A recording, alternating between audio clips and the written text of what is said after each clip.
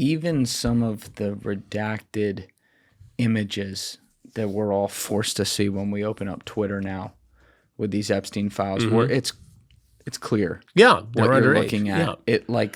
It puts the worst type of goosebumps on you because you're like, these are 50, 60, 70-year-old people, and they're all rich, by the way. That makes it like something even about that even makes it it's worse. Like, why do you have to pick on kids?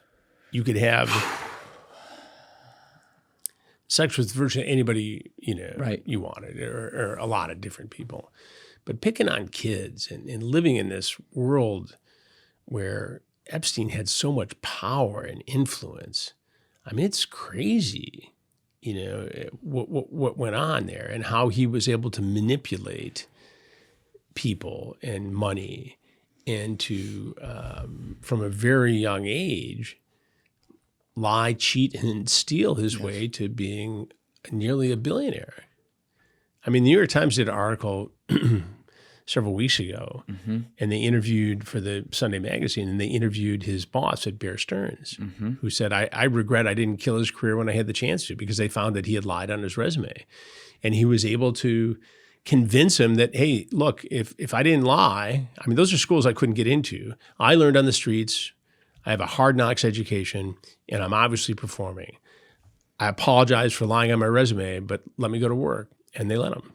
And he continued, and ultimately he got fired from there and ended up someplace else and manipulated, Les Wexner into giving him control of a lot of money and a lot of other people too. And even after he served time in the 2008 case, that sentence, which was so crazy to me looking back, that this was a case that could have gone federal, right, where he should have done serious prison time, that they were able to have lawyers manipulate this and to talk the government into a deal where he did 12 or 13 months, basically living nights and weekends in a county jail, able to go to his office from 9 to 5 and do whatever he wanted.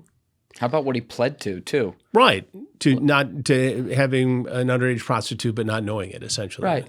And it was 17 years and 10 months when there were 43 victims that were all 12, 13, and 14 years old. And they were able to manipulate law enforcement and in some ways public opinion into thinking that what he was doing was creepy and bad, but it was basically hiring poor girls from the other side of the tracks to model bathing suits and give massages. And they were really of the age of consent, when in fact it wasn't. It was a worldwide trafficking organization bringing girls in from Eastern Europe and Russia and Asia and all kinds of places. And we started to look at this back around 2015. And I had some investigators who I'd known for a long time, who had been in federal law enforcement, who were working with lawyers for the survivors. And, I tried to get too fancy with it. I was trying to figure out how to do a sting. How do I sting him? How do I do this in New York? And the levels of security were so strong that you couldn't infiltrate it. Right. And so, the truth is I just got busy with other stories and I kind of set it aside. It was Julie K. Brown at the Miami Herald who kept chipping away and got these survivors to speak publicly. And without that fine work at that newspaper by Julie K. Brown and other reporters, that case in 2019 likely doesn't get prosecuted when it does. And the U.S. attorney at the time even said so in the news conference. He pointed to the fine work by the Miami Herald. And so it shows me that some of these stories only come to light by focusing only on that one story and chipping away. It also shows me the importance of local news, which I don't think gets the funding that it deserves in some cases. I come from local news. I started in Lansing, Michigan, went to Tampa, Detroit, and then went to NBC and done everything since then that I've done. But it is important, and I think every reporter should, ideally, we're in a different world now because people can start off in different ways, but should be responsible to a local community. And they were at the Miami Herald. Yeah, and it was incredibly brave what they pulled off. And they had private eyes. Bless you. They had private eyes tailing them. They played. These people played dirty. Epstein played dirty. Oh yeah. Did you know? Were you aware of the case in 2008 when he got the deal, or did you not become aware till 2015? No, I didn't start paying attention to it until 15, 16. And what got you paying attention to it in the first place? I knew law enforcement agents who I'd worked with when I was in local news, who had moved around the country and we had stayed in touch, who were at that point in private investigations and had been retained by some of the lawyers representing the victims to find information. Okay, so it was literally for the civil suits that ultimately were brought and settled. Got it. I wasn't sure. So that was my end. So I had some documents from the Palm Beach estate, not necessarily smoking gun stuff, but I had phone logs, for instance, and I spent a Saturday and Sunday just calling people up and down this list, and some were legitimate massage therapists. One was a victim, and I heard from her attorney like 10 minutes later saying, "Look, she's not ready to talk now." I still talk to the attorney. She's not talked, but I'm going to hopefully talk to her one day on my podcast. So you chip away at this stuff, and you ultimately will find answers. I mean, I interviewed an author in the UK, Andrew Loney, for the latest episode of one of my podcasts, Have a Seat with Chris Hansen. And he had just come from lunch with a source on the case involving the former ambassador to the U.S. and former Prince Andrew. Mm. In the 3 days between the time we recorded the interview and the time that it went up on Have a Seat with Chris Hansen, Andrew had been arrested. The former ambassador had been arrested. And everything else that he talked about is going to happen. I mean, this could be the downfall of the British government in terms of the prime minister, because the prime minister spoke up on behalf of the ambassador who lied and said he had nothing to do with it. These people gave Epstein sensitive government information, and they were rewarded by having access to women, in some cases, girls who were underage. This is something that I have not seen in 45 years of being a journalist. Yeah. And I wish I had been prescient enough in 2015, 2016 to see where this is going. We keep up with it now. We're very aggressively reporting on it now. But it's I don't think anybody besides Epstein knew how deep this went. Did you have, obviously you didn't know how deep it went in 2015. No one did.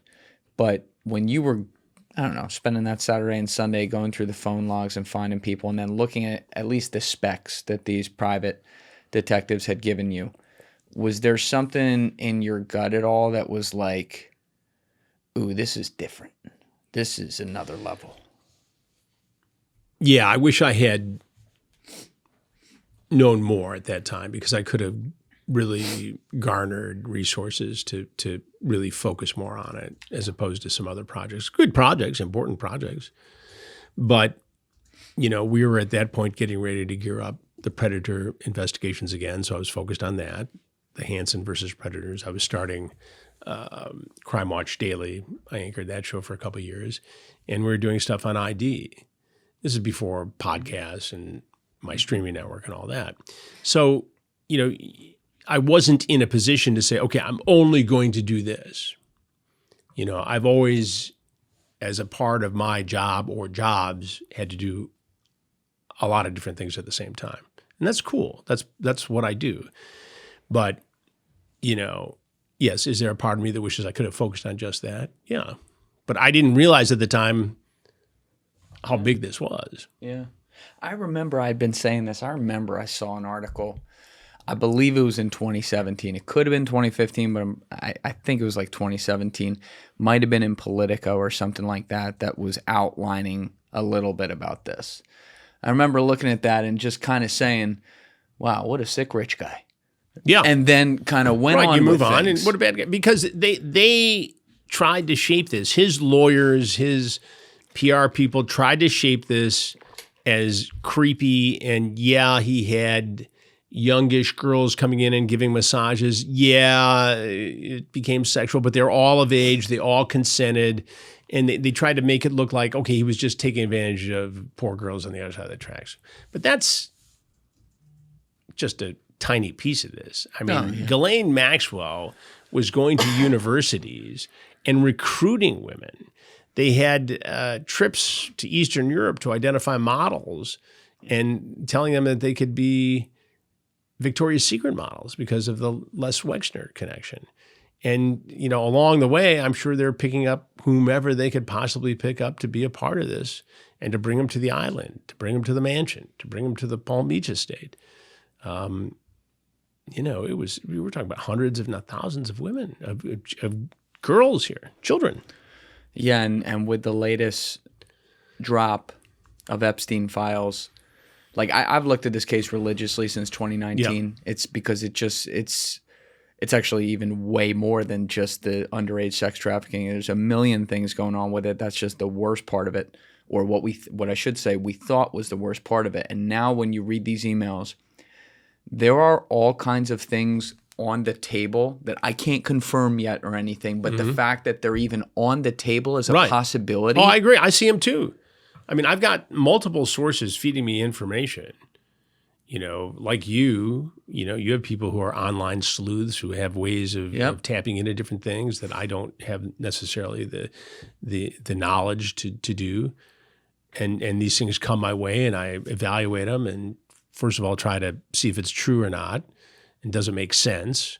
And then what do I do with it? You know, I've never held anything back ever for anyone and never will. So, but you also have to view this in a way that this is a unique situation, right?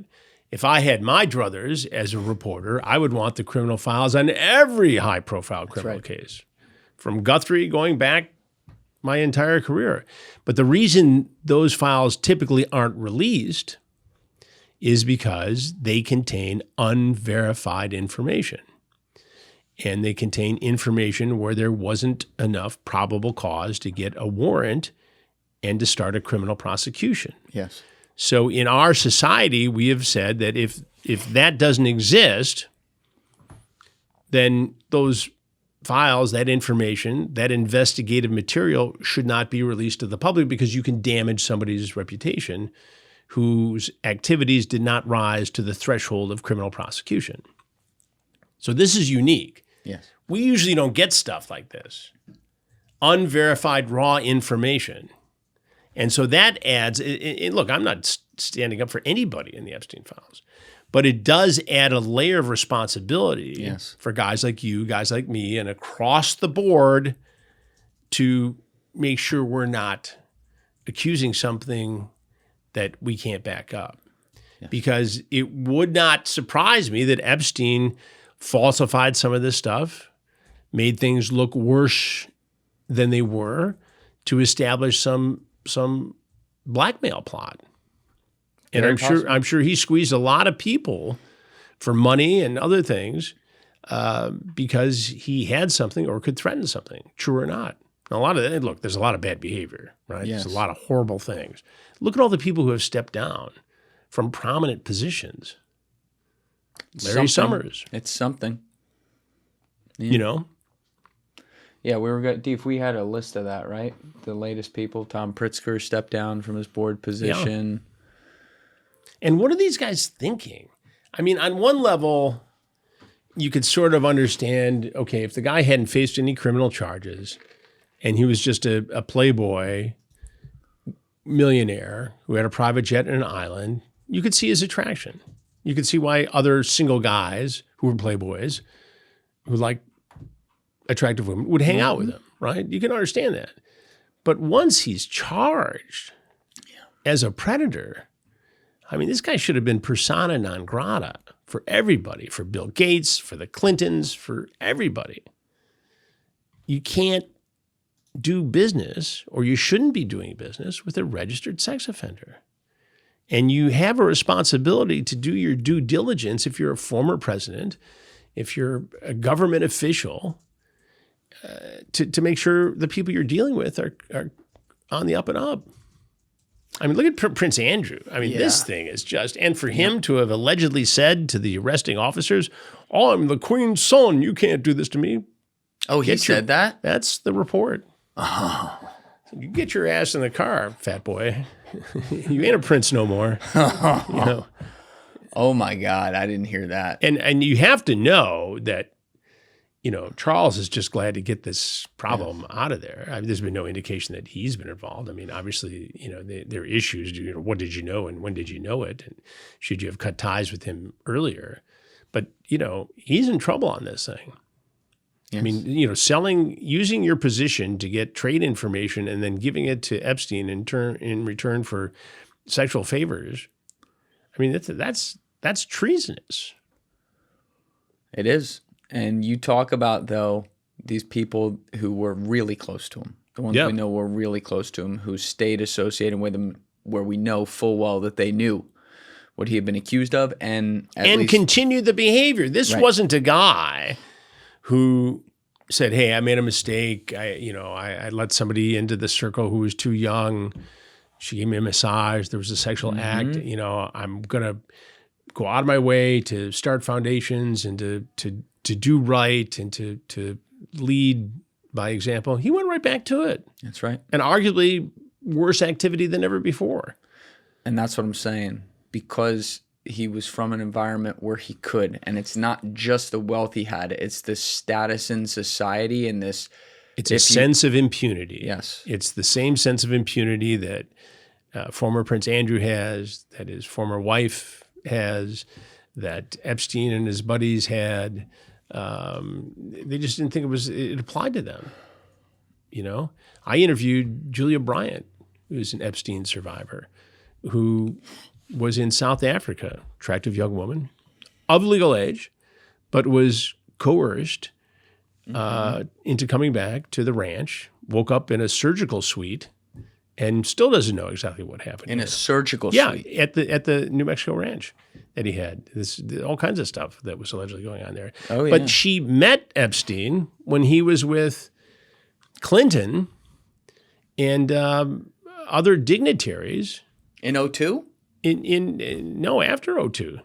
Again? When they were in South Africa. Again? They did that again? Well, whatever the date was at that South African trip, whether it was 2002 or right around in that area, it was, I guess it would be before 2008 in the charges.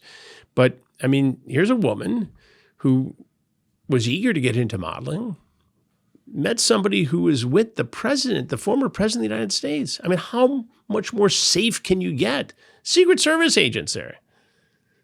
At dinner, Kevin Spacey's there, a Hollywood movie star. You know, of course she thinks that it's going to be okay. She certainly didn't bargain for what happened to her in New Mexico. And she doesn't have any recollection. She has theories. We did this interview for Have a Seat with Chris Hansen, and it's, and I knew her story. I had been prepped for the interview, but, things kept coming out of it where I was learning things on the fly from her. I mean, it's amazing. And this guy was, not prosecuted or investigated by local authorities there. I mean, he threw money around like it was nobody's business. It's also so strange, Chris, that to this, like, they're only now apparent, and it's very hazy what's going on. They're only now apparently going to look at exhuming some of the ground around Zorro Ranch, or actually going in there. It's a whole that's weird... where this took place. So what else is going on there? We did a big investigation for Discovery Plus on Peter Nygaard, and he was a billionaire freakazoid. Yes. And part of his deal, he's in prison in jail up in Canada, waiting, charges all over the globe.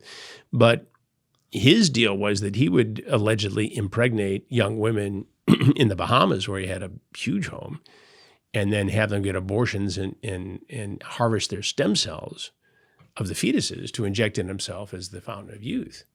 And we get into this in that documentary. And was Epstein involved in that sort of activity? I don't know. That's where, and again, We just have to look at what we have and know what we don't yet. Yeah. But it's a question. Yeah. When you look at the context of the jerky stuff. Yeah. And when you look at what other billionaire guys have done, you know, were they in contact somehow? I mean, obviously, you know, there are some people who are in the concentric circles of associates, you know, billionaire sex predators. I mean, similar acts. Right. You have to ask those questions. Steve, can we pull up some of those emails where they use the code word jerky? Because Joe and I have looked through this a bunch. I'm going to hit the men's room. Hold that thought. Okay, we'll be right back. I'm going to get... All right, we're back. So we have some of these emails up right here. And again, like you have to think of these things, as you put it, Chris, as if you're in like a court of law and what you can prove and what you can't. Right. And right now, if you just looked at these alone, they don't definitively prove anything. But can we pull up that email you had up, Steve? Yeah, I was trying to find this one. The one that you had the perfect one up about the recipe. Yeah. Okay, go to the top one right there. So this one is called Jerky Recipe in the subject. It's from December 21st, 2012. It says, "Hi, Steve Hansen," no relation, "on Jeffrey's Island is requesting the latest beef jerky recipe as He has asked her to try and make some. He says the last batch that you made tasted different, and I think he likes it as he would like to attempt it. Would it be possible to forward us the recipe? Thank you, Steve." This is the response. "But I've now been told it is the old way Francis was doing it he likes best and not the latest batch. So on LSJ on Little St. James is going to try and do it that way. I am in Europe, but with him on the island if you need to call to liaise about getting anything down." So obviously, the number one point is they're not talking about real jerky here. We know that. It's code for something. Right. And when you go through some of the other emails that talk about how to refrigerate it, you know, where to store it, how many pounds it is and things like that, your brain goes to some of that Peter Nygaard type world type things. Absolutely. Now I've seen these, and I have access to the index emails as well. It's and I try to go through them when time allows. But yeah, I would guess, if I were a betting man, that they're not talking about actual beef jerky. Not known to be an island treat. I mean, people eat a lot of fish down on the islands, and I'm sure other stuff too. But I mean, to me, this is code for something more nefarious. Yes. Now, the survivor you spoke to, what was her name again? Juliet Bryant. When she woke up on the medical table at Zorro Ranch, which is straight out of a horror movie, you said that she doesn't know what happened, but she has some theories about what could have. What does she think? She doesn't know. I mean, she doesn't have scars. She doesn't have injuries that I'm aware of. But it was just so startling to her to wake up in what appeared to be a surgical suite of some sort with people in scrubs. And, this freaked her out. I don't think she's completely processed this, except that she has the memory of this happening and finally at some point got out of the whole deal and, was talking about this and not getting a lot of reception from officials and, got a hold of a lawyer and got involved in the civil suit against Epstein and was able to, like so many other survivors, get a settlement justly that has helped her in her life. But she's still very much impacted by this. All these girls, I mean, imagine having to come to grips with this. First of all, you try it in some of these cases, they try to bury it, try to just deal with it. Mm-hmm. And then they decide, no, this is wrong. And I'm not alone. And they gather together and some very dedicated lawyers got involved here to go after this case. And, thankfully they did get settlements. But that doesn't make you all better. That doesn't make you whole. No. To be treated like some sort of chattel, I mean, some a quantity of just a product. That's I don't even think he viewed them like that. I think it was even lower than that. I think this was a level of depravity that I have no concept of. Normal people luckily don't have any concept of. But I too did just speak with a survivor recently, and that podcast is going to be coming out soon. There's a couple of them as we were here for a while, but you had mentioned it maybe 10 minutes ago, talking about some of the tactics he would use. And the thing that blew me away when I was speaking to this Epstein survivor about his manipulation was how diabolical he was in studying it.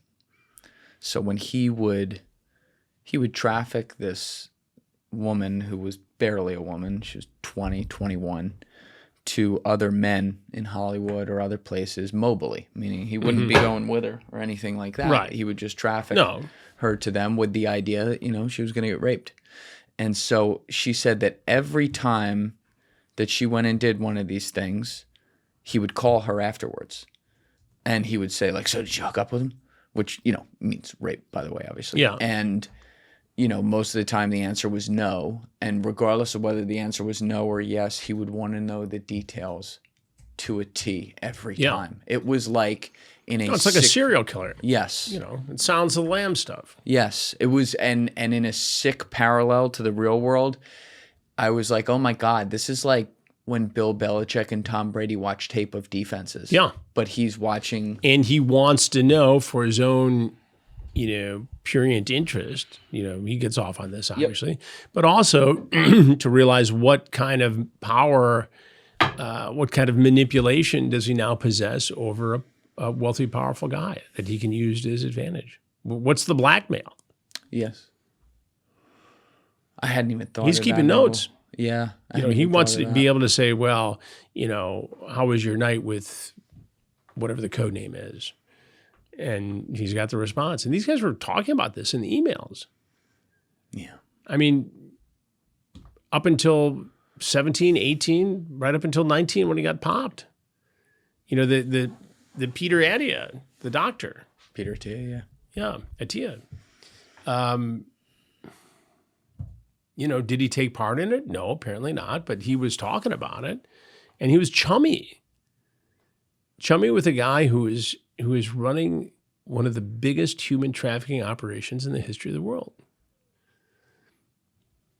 It's wild. Yeah, because again, you got to go double check everything on like justice.gov when you see it on the internet because people are just floating around anything. There's all kinds of stuff flying I was certain when I saw those screenshots the first time, I'm like, oh, well, those must be fake ones. And then I go and look, and I'm like, wow, he really said this shit. Yeah.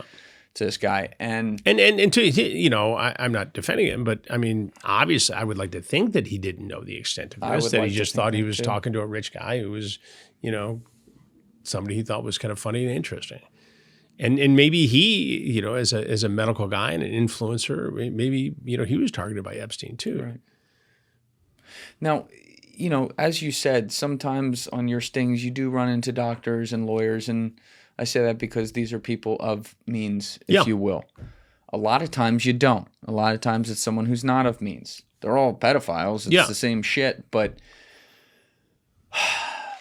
there is a different scope. It's the same thing, but there's a different scope through which to look at it to me when you're talking about people who are literal masters of the universe and billionaires and heads of state or heads of bureaucracy or heads of academia or in industry, whatever it may be. Do you have a ton of experience ever looking at things like that, or is that even kind of new to you? Well, I think it's new to me in terms of the scope of the wealth and power involved in the Epstein case. I mean, as I mentioned, we did a big investigation on Peter Nygard. There's a lot of money involved there, a lot of corruption, a lot of delivering cash and a frozen fish to a government official. I mean, a lot of people looking the other way. But in terms of the predator investigations that we do, the takedown investigations on TruBlu, to me, it's interesting when it's somebody of wealth or power or character or influence, because you would think that that person should know better. It's no more of a crime than when a lineman for the power company does it while he's staying up in a hotel in rural Louisiana. I mean, it's the same damage caused to a child. So I try to approach each of them the same way. I mean, obviously, you've got a doctor who walks in after seeing 18 patients, and while he was seeing 18 patients, took time to be texting somebody who was a 15-year-old girl, posing as a 15-year-old girl, and send a picture of his penis, and then stop in his Range Rover to buy Oreos and red wine because the girl had braces and he had a fantasy about the Oreos being in the braces. I mean, obviously that adds layers of context to the story. And it's a doctor who's taken the Hippocratic Oath to cause no harm. And he's there to sexually abuse a 15-year-old girl. And, I think that makes for a more interesting story. Is it any more dangerous than the lineman? No, same danger. Right. And they both make the movie. Nobody gets out of this. I don't, prioritize any of these cases because of what they do for a living. My producer and my executive producer sit down and we put these, we edit them and put them out as they come. Mm-hmm. Now we may change them around for whatever production or programming reason, but everybody makes the movie. Yeah, and I think on that level, you're right. I mean, everybody makes the movie. Nobody gets out. Right. Now, we may have guys who don't talk, and we may group them together, 3 in an episode because the interviews are shorter for whatever reason. But nobody gets out of this who gets caught. Right. And again, like you're talking about that range and people from way different backgrounds or means and things like that, and I agree. There's a level, though, that you don't get a chance to get to. It makes headlines when it's a doctor. I mean, you look at the New York Post today, the day that we record this, and there are 2 or 3 stories about prominent men getting caught getting child porn, CSAM. One is a doctor in Michigan. Another is a physician someplace else, but all prominent people who are shockingly engaging in the purchase and trafficking of child porn. In one day. In one day. What percentage do you think actually get caught? That's an excellent question. And there's a theory that some of these guys want to get caught. And I've heard that in interviews over the years. I'm relieved. Now I can get help. Now I can stop. In terms of percentage, it'd be a wild guess, but based upon the activity on the internet, I'd say maybe 20, 30%. That's actually higher than I thought you were going to say. Yeah. Okay. I mean, again, I'm just giving you an educated guess. Yeah. I mean, maybe that's overly optimistic because I want to think that we catch more than we do. But in terms of guys seeking children for sex and actually, doing something to physically do that, maybe 20, 30%. But again, it's a guess at best.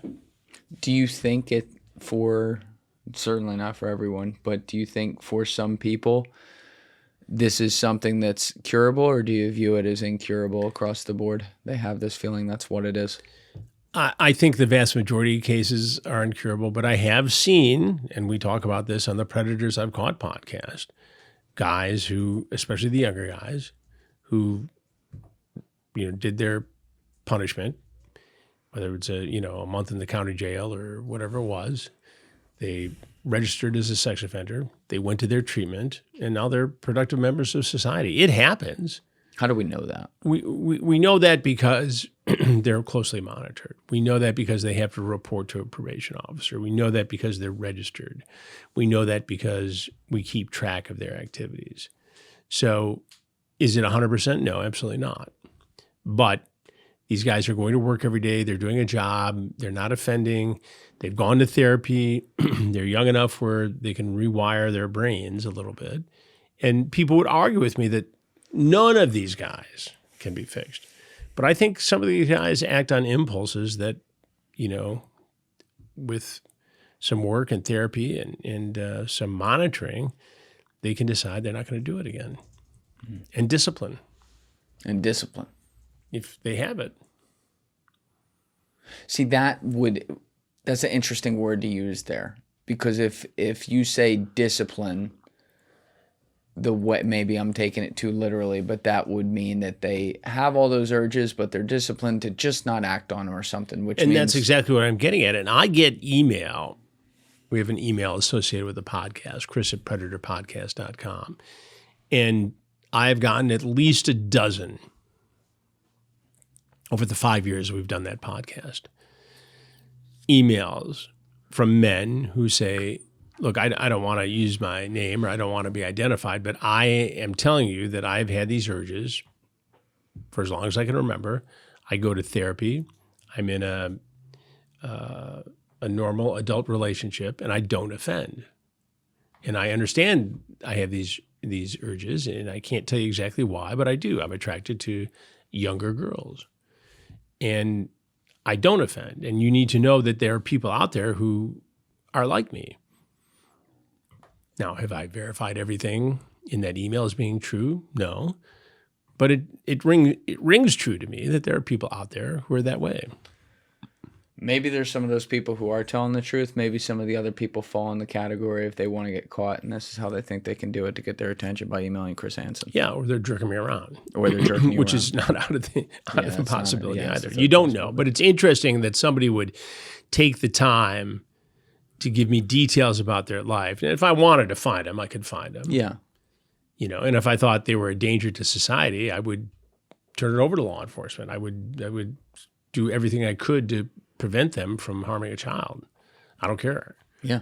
You know, but if it's somebody being honest who at least there's no information that he's harmed a child, then, you know, I'd like to hear about it. Do you ask them about, ever converse with them about where these urges come from? I have not, and I should. Yeah, I would. I mean, I'm working on an episode that involves this, but as you can imagine, you know, it takes a bit of a leap of faith on my part to say, okay, is this guy jerking me around? Right. How am I sure he's not offended? They need to take a leap of faith and say, all right, I'm going to go identify myself, because I'm not going to take just a fake name. I need to know. I need to run a background check on these guys. Yeah. You know, and so it's kind of gets stalled out in that mediation part of it. And then as you're working on that, suddenly there's 5 other interviews you have to do. So it's important. I should do it, and I will.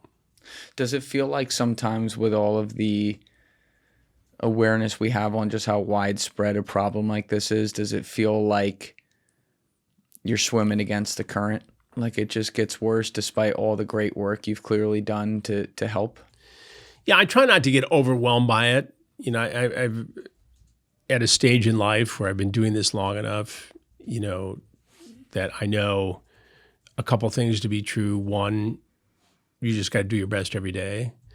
2, I believe in the work. It's important. I wanted to be a television journalist virtually every day since the age of 15, and I pursued it. And I believe it's important. And, you know, obviously at some point in life, you start to get addicted yourself to, you know, your ego gets addicted to the attention and being relevant in a space. And I've been very fortunate to remain relevant for a very long time across 3 generations of viewers, followers, whatever you want to call people. And to figure out a way to do stories in a manner that is captivating to people. Yeah. Right. And so you take the predator stories and you have that currency or that value to your viewers, your people, and you try to translate that into other topics as well. But I'm blessed to have, you know, been in the game so long and see no end to it.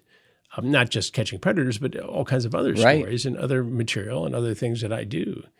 But I you know, it's a unique thing because, you know, I have this discussion with my sons who are in the business, one behind the camera, one in front of the camera. And behind the camera does some work with me, but also does, you know, commercials for Microsoft and Pfizer and, you know, movies. And, you know, there's got a lot of different things going on. The son who's in front of the camera is in more of a traditional route, which is what I was in, right? When I went to NBC, I didn't go there to do predator investigations. We did stories for news magazines. And it could be the Oklahoma City bombing. It could be 9/11. It could be a lot of breaking news or, you know, political news or the impeachment of Bill Clinton, all that stuff. You did that for a lot of years. For a lot of years. Yeah. And then, you know, pitched the Predator series. And I think at that point, you either do it once and keep going, or you pursue that that sort of reporting. And obviously I took a different road. That road doesn't land you at 60 Minutes as a correspondent, right?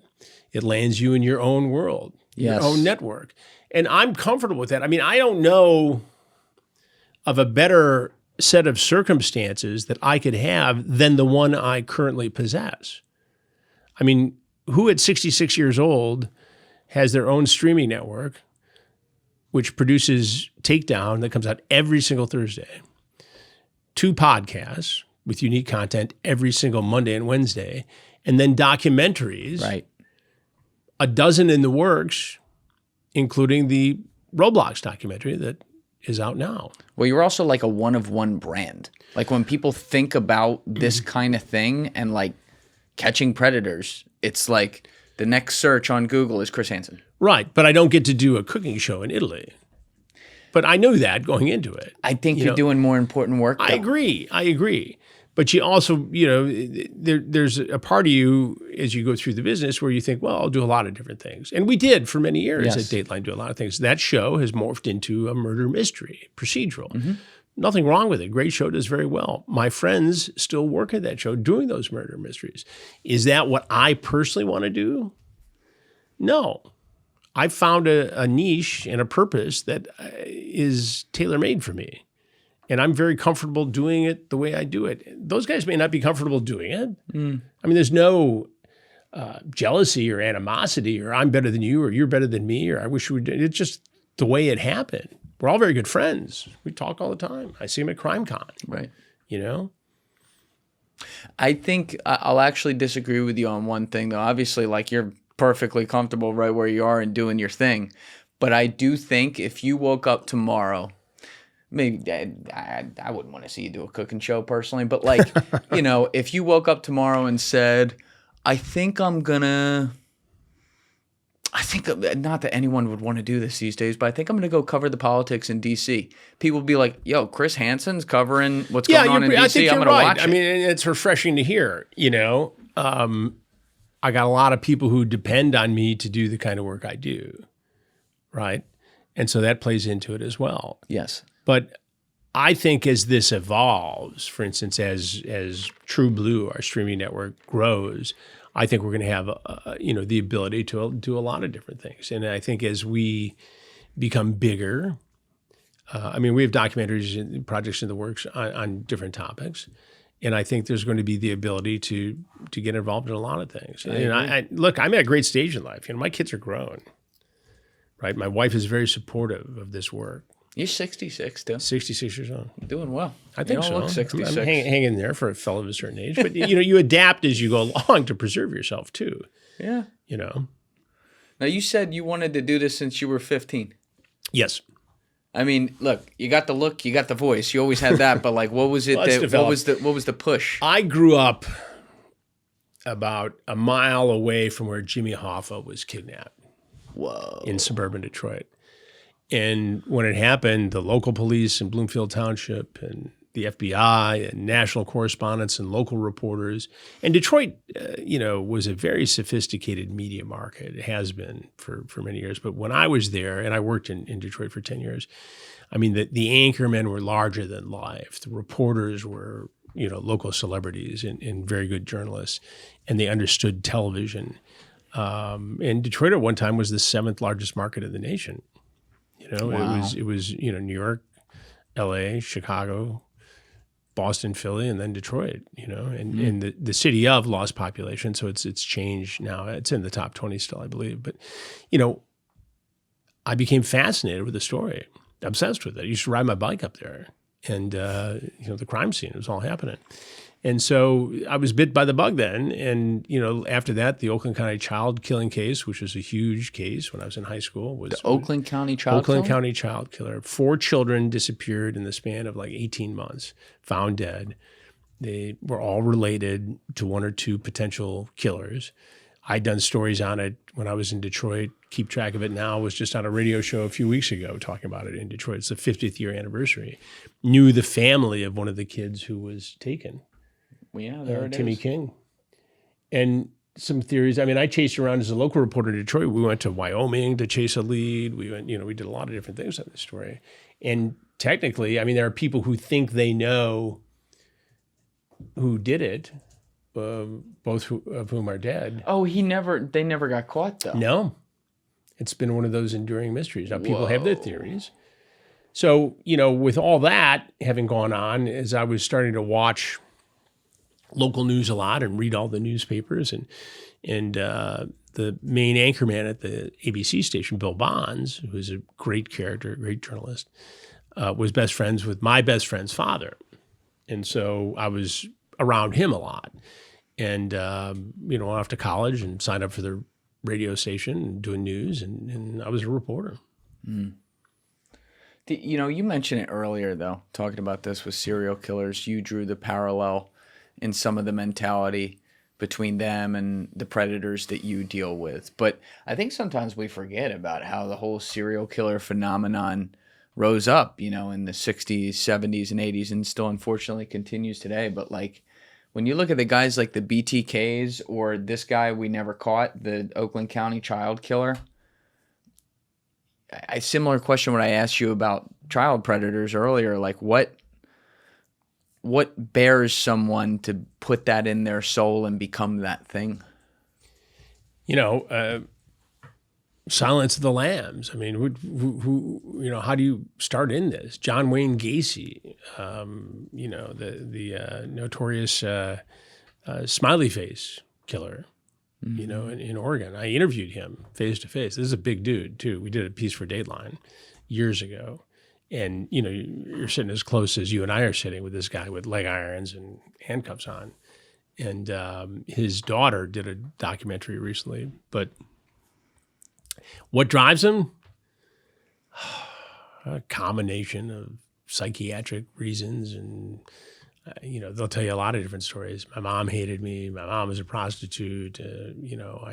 Sometimes these guys start as peeping Toms, become rapists, and then they want to kill. I mean, it's. I don't necessarily think there's a single point failure in any of this stuff. Right. It's a combination of things. And there are people far more expert than I when it comes to child killers and serial killers, of course. But, what motivates them to do this? Are they killing themselves when they were at a young age, when something happened, or to prevent the horrible things that happen to them later in life? I don't know. There's a lot of ways to look at it, and smarter guys than me study it. But it's shocking to me. And today, you don't see you don't see as many serial killers today because they don't get away with it for as long as they did then. The advancements in DNA and surveillance, surveillance. I mean, coming over here from Midtown Manhattan today, I was probably captured on video a dozen times, if not more. You can't it's hard to get away with the crime. And that's why the Nancy Guthrie case, I think, is so what is going on there? Mystifying. I don't know. My heart just breaks for that family. I mean, I think of my mom in that situation, an 84-year-old woman, and, so overwhelmed and mystified. And why is somebody doing this to me? And, to me, it doesn't seem like a robbery gone bad, because why would you take a woman with you?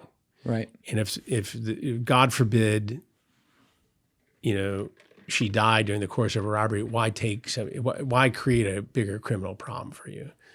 If it's a kidnapping, why hasn't there been more of an effort to get money from it? I don't think whoever pulled it off was very bright, or it wasn't an astute criminal. Who wears the gun in front of them like the way he was wearing it? The problem is dumb criminals can be dangerous and deadly. Criminals are criminals. So was it a kidnapping where unfortunately something happened to Nancy Guthrie and they no longer have evidence, proof of life? Maybe. I don't know the answer to it. I don't have a strong gut feeling in this case like I do in so many others. Was she targeted because of what her daughter did for a living? I don't think she was in a position where she created a lot of anger towards her, but maybe there was some thought that she had money and it was an easy mark. But you think of this poor woman, lived in the house for 50 years, widowed early, had her mother living with her, her brother who had some challenges, and they had a happy life. Right. And she went to work every day, raised kids. one of whom became, Savannah Guthrie, right, who I knew at NBC. But I don't think anybody targeted her because of anything her daughter did. I mean, if somebody comes after me, I understand why, right? I've messed with a lot of people. Yeah. But and I'm not taunting anybody to do that. I don't need that to happen. But, I think it's going to be a confluence of dunces that did something horrible, and it led to something very bad happening to an 84-year-old woman. And I talk to law enforcement about it every day. I'm not out there covering it. But, I've had incidents where I've had to deal with Walmart security in the past, and they are very good at what they do. They're very committed. And I can tell you that they're working around the clock, running all kinds of AI programs to figure out, where could the backpack have been bought? When? Did anybody buy a backpack and a face mask and a jacket at the same time? They're clicking away at this stuff nonstop. And every time something like this happens, they enhance their algorithm to be able to say, okay, we're looking for somebody who is between 5'9" and 5'11", who might have been at the store, but there are tons of Walmart stores. Imagine the footprint of Walmart and Sam's Club. It's good and bad. The search field is enormous, but so is the data field. Right. So I have a feeling that they're going to figure this out. And the other thing is, the reality is not all sheriff's departments are created equal. And I'm not casting any shade on the sheriff's office down there. But to me, and again, this is just me, if I'm running the media for a law enforcement agency, I'm not going to be doing this scattershot interview here and there. I mean, every day or every other day, there should be a briefing, right? Sometimes the sheriff should be there, and sometimes it should be the press person. And they read off a list of what's the latest. Done. But it comes off so herky-jerky. And again, I haven't solved the case, so why should I be, critical of the guys who are trying to solve it? I know they're working hard on it, but I don't. I think they'll solve it. Sadly, it's gotten into a long haul.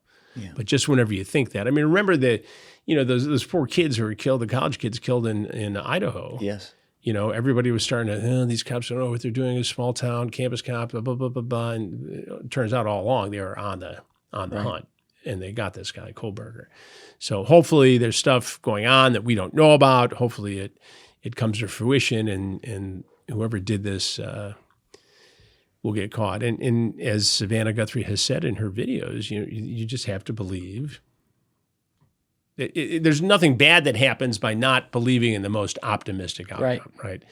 But with each passing day, it becomes more challenging, obviously, to be optimistic. So, yeah, I can't imagine. I hope whoever did it, I hope they find them and they rot in hell. But it just, none of it makes a lot of sense to me. I can't figure out if it's just bizarre because the crime's bizarre and, they caught themselves 1 foot ahead of law enforcement at the beginning, or because it's going to be some fluke. It's going to be some fluke that, led them to commit this crime. And it's been a fluke that they've been able to get away with it, right? A camera missed them. A camera was out. I mean, look at the fact that they were able to reconstruct that video is nothing short of amazing. I can't remember. It's the camera at the door that he tried to cover up and then took. And they were able to go back and work with Microsoft to get that video reconstructed, the video of him at the front door. That wasn't an automatic grab. Yeah. They had to work. The FBI had to go to Microsoft and get that to reconstitute, what was in the cloud, and lead it back to that particular camera that they don't have. So in other words, they didn't find the camera, is my understanding. They were able to find information that was in the cloud from that camera because she hadn't subscribed to the service that would save it.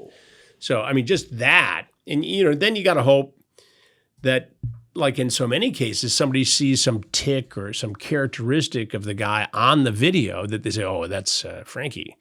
I know exactly who that is. That's what solves these cases. Yeah. Somebody's got to drop a dime. No, you were saying it's amazing the tools that they have now to be able to solve crimes. It's hard to get away with a crime. Yeah. It's hard to get away with a crime anymore.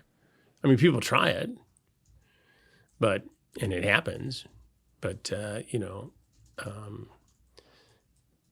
somebody's going to know about it. It's just whether or not does that person come forward or do they find that evidence. What about for what you do, though? Because like this started off, like you said in the beginning, it was 3 different types of chat rooms and whatever back then. Now there's a million places to do it. Where have you seen things, whether it be AI or other types of technology, assist law enforcement, or even with you when you're working with law enforcement on these types of cases? Well, we can track phone numbers. Right. Not every number can be tracked. There are ways to get, fake numbers or VoIP numbers. But when we have a real number, they can run it through a database and we know what car is arriving. We know who it is, where they got a criminal history, where they got a concealed weapons permit. That's 50% of the time we know who's coming. Now, can they figure out a way around that? Yeah. And then it's a bit of a mystery. Then I've got my hands full because I got to figure it out while I'm sitting across from him or standing across from him. But, we always do. By the end of the story, we know exactly who this person is. Challenging mostly because there are so many platforms upon which adults can approach children. It's you can't be in every one of these things. There's dating sites. There's, some of these crimes are happening on generally accessible social media platforms like, Facebook and Instagram, the Meta. I mean, we've had horrible cases where they're just guys cruising along, finding girls to chat with, and whoever hits back. They look for profiles where the child is potentially vulnerable, and they prey on that. And in the case of Roblox, I was just going to ask. Yeah. We've been investigating predators exploiting kids on Roblox for the last 7 months or so. For people out there who don't understand Roblox or what it is, would you mind just explaining that? Roblox is a multi-tiered gaming platform. So there are games on Roblox already that Roblox has designed that they offer, and creators can make games and put them on Roblox. And as a user, you can also create a game and get permission and put it up there too. So it's a video game within a video game, right? And so there are all these different games that kids can play, and it looks pretty innocent. Some of these characters look like Lego characters from a Lego movie. It is marketed towards kids as young as 5. And if played properly with adult supervision, it creates amazing communities with very healthy experiences and allows people to express their creativity. Wildly successful, multi-billion-dollar publicly traded company in San Mateo, California, led by the co-creators of it. But we have come across cases dating back 15 years where children were approached by adults and groomed and preyed upon. How does that happen? It happens in a couple different ways. Now, I need to say at the onset that recently, Roblox has enacted some safety features, including facial recognition and age verification, that should prevent some of this from happening. But as you know, children can find workarounds. Adults can find workarounds. And there are a lot of games that are kind of shady on there. And then there's the connection between Roblox and Discord. Roblox and Discord. Roblox has a server on Discord. A lot of players go back and forth. There are Roblox communities on Discord. So there's this relationship there. And we started getting a lot of reports about adults posing as children on Roblox, adults inducing children to create child porn, to abuse others. There's the 764 element of it, where 764, the nihilistic group you're familiar with, goes on Roblox to create relationships and to abuse kids. They're everywhere. Oh my, but that group, holy shit. And I don't know. I know people say, what drives them? Well, they're nihilists. They're just out to create chaos and harm people. Well, what do they get from that? Well, they get to harm people. But what does it do for them to harm people? They're just that way. I mean, I interviewed a dad for a recent episode of Have a Seat with Chris Hansen, and he was so powerful. And his daughter was on Roblox and was co-opted by some of these 764 guys.